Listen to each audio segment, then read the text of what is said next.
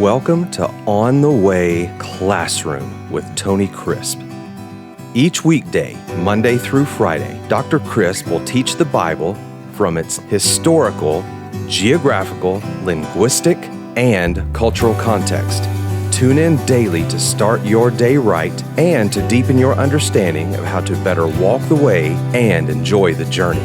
Now, here's your host, Dr. Tony Crisp. Welcome to On the Way Classroom. Today we're going to begin in the Gospel of Luke, and we will be here for 2 or 3 different sessions. The reason is the Gospel of Luke sets up not only the life and the ministry and the substitutionary death, burial, and resurrection of Jesus, but his ascension. And it sets up the sequel called in our Bibles the Book of Acts. And so it's so important that we understand Luke. And then we will look at the Gospel of John. And as we look at the Gospel of John this week, we're going to, in many ways, understand Jesus in a way that we perhaps never have before, because John presents Jesus as God walking, God talking, as God doing what only God can do, and he's doing it as a man. That's right, Jesus is the Son of God, and Luke presents him as the Son of Man. And as I said in the previous session, Jesus is the God-man. He is 100% God. He is the fullness of the Godhead bodily.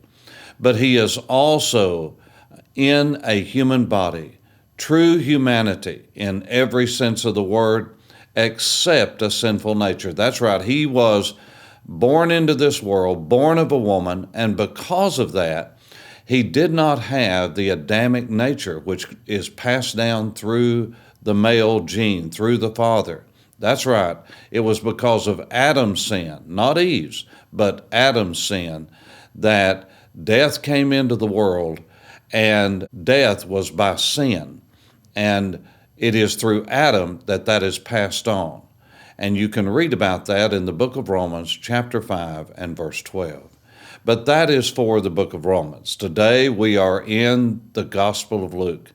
And we're going to begin at the first chapter. And I want to talk just a moment about Luke himself, because we're going to spend a lot of time with Luke in the New Testament.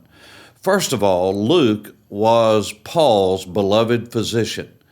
And he was a Gentile, non-Jew. He is the only non-Jew writer, the only Gentile writer in the New Testament or the Tanakh, the Old Testament. And so God specifically, as he did all the writers of the Bible, he specifically formed and shaped the experiences and the background of Luke. He gave him his skills so that he could be the personal physician of Saul of Tarsus, who became the Apostle Paul. Now, the reason that was important is because I believe the affliction that Paul told us about throughout the New Testament was that he was afflicted with an eye disease of some kind or another. Again, the reason I believe that is because of the bright light and the presence of the glory of God that he confronted on the road to Damascus. That's right, when the Lord Jesus appeared unto him, the light and the glory of God was so bright that Paul was stricken. As a matter of fact, he was blind, and they had to lead him into Damascus. And it was days later, through the prayers of Ananias, that Paul received his sight back. But he never was the same after that, spiritually or physically. And we get a clue of this when we read the book of Galatians, where Paul said, in speaking of his afflictions, he said, you were so kind to me, you were so gracious to me, you became so close to my heart, and you would have done anything for me. You saw my affliction, and you would have given me your very eyes. Now that's very important. Why did he say eyes? You would have given me your right arm. That is more of a necessity in someone's life, and this is the idea here. He said, you would have given me your eyes, because his eyes were not good. That's what they would have wanted to give him, is their eyesight. And then at the closing benediction of the book of Galatians, Paul said, you see how large a letter I have written to you with my own hand. Now, he's not talking about the entire letter that he had written. He didn't write the entire letter. No, he was talking about this benediction that he was given. And he said, I am writing to you in large schoolboy block letters. And I'm doing this because I cannot see to write in minuscule Greek as the small letters, and most of the Greek New Testament is written in small case letters. So he wrote in large letters so that he could see, not them, but they knew that that was Paul because they had seen him do that during his stay at Galatia. The Apostle Paul needed help. And everywhere you see Paul in the New Testament, from the time he met Luke onward, then you have this physician that is his partner and walking with him and helping him along the way. Now, they met up, as we will see when we get to the book of Acts, they met up with each other at the ancient city of Troy, called Troas in the Bible. And when Paul meets Luke, everything up until that chapter was all, and they did this and they did that, speaking of the apostles and speaking specifically of Paul. He did this, he did that. But from the time he meets Luke at Troas, then it is, we did this, we did that. And so that is where he met Luke the physician, and from that time on, they were great friends and partners in ministry. Now, Luke being a Gentile and not being a part of the 12, but yet writing in the Bible, Luke was very analytical. And when you open up the Gospel of Luke, you will see his salutation is to a man named Theophilus.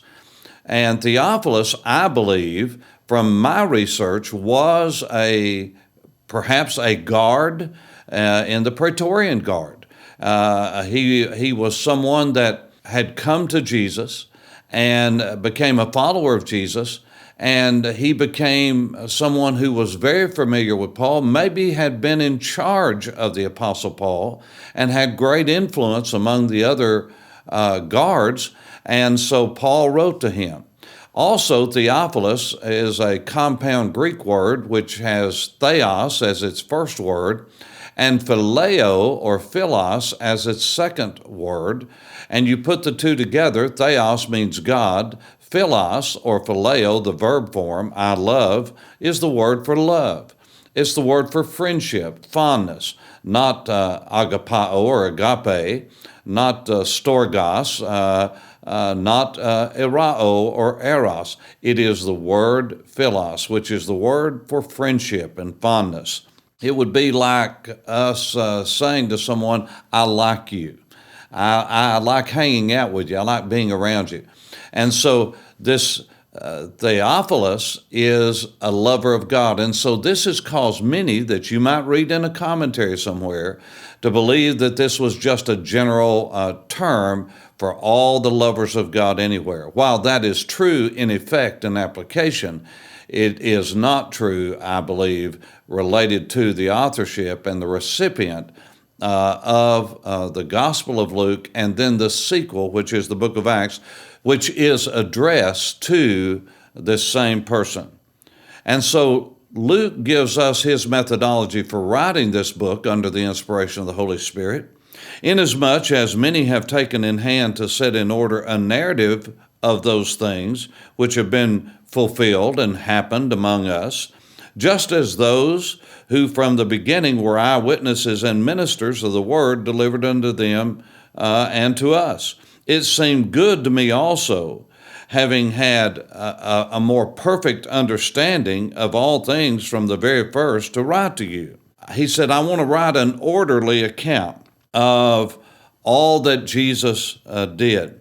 And so he was writing this to help an analytical Roman Greek mind to understand how Jesus did what he did, why he did what he did, and to analyze that in a very methodical way that Theophilus, who was a Gentile more than likely, could understand the truths of the gospel, because the other gospels were written for their own purpose, but the Gospel of Luke was to give an orderly, analytical, and sufficient account. And so that's why the Gospel of Luke is so long.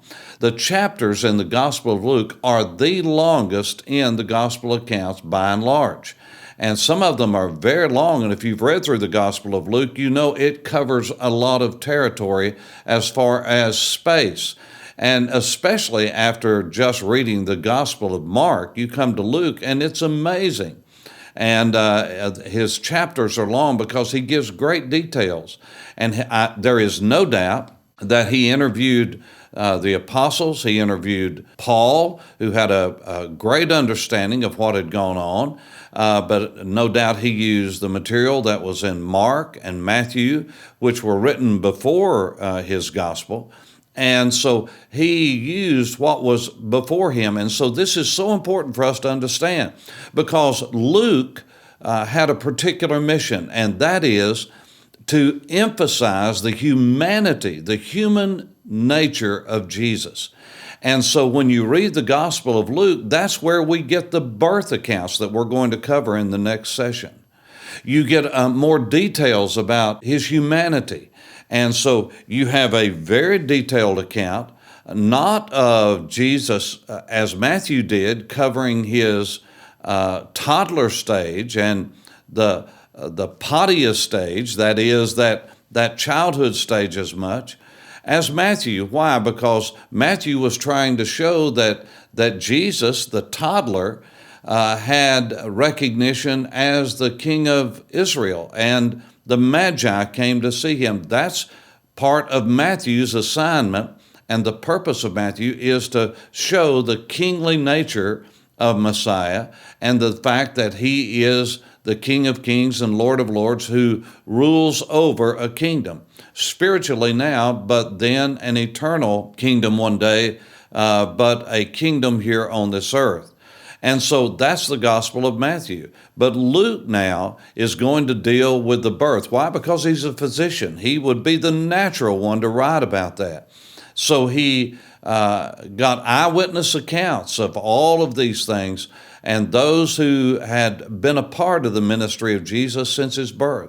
So you have the announcement of John the Baptist's birth to Zechariah while he was in his course and serving in the temple according to his lineage and his line and his family as a priest in Jerusalem. He would have no doubt lived in Karam, which is a village nearby which had a lot of priests and Levites who lived there. And so all of this is in the opening chapters of the Gospel of Luke, which we will begin to cover in our next session of On the Way Classroom. Now, let me encourage you, once you have heard these, go back and listen again. When you have time, I know it's painful to hear my voice that much, but it's important that you get the material. And pass this on to a friend. Use this in your small groups as something, especially if there's something that you might have heard that you think, okay, this is a little bit out of the ordinary and I'm not sure I can explain this well. You will in time, but use this and share it with someone else. And so when we come back together in our next session, we're going to be looking at the announcement and the birth of Jesus, the Son of Man, the Son of God. Thanks for listening to On the Way Classroom with Dr. Tony Crisp. Tune in each weekday for more information on how to read, study, and understand the Bible. If you have questions, please write to questions@tonycrisp.org. That's questions@tonycrisp.org. Questions@tonycrisp.org.